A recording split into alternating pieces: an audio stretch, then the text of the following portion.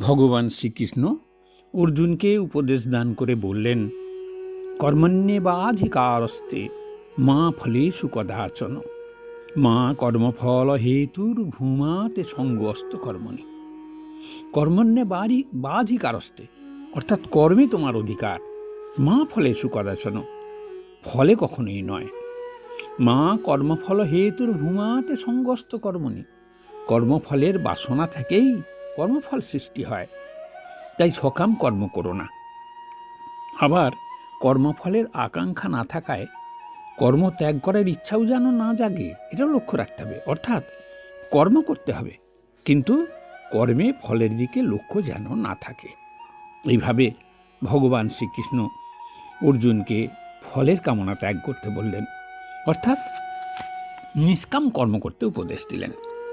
সকাম কর্ম কতটা ক্ষতিকর তা জানিয়ে শ্রীগুরু জ্ঞানেশ্বরদেব বললেন, খুঁটোয় বাঁধা গরু ঘুরতে ঘুরতে নিজের দড়িতে নিজেই বাঁধা পড়ে, তখন তার ঘোরার ক্ষমতা থাকে না।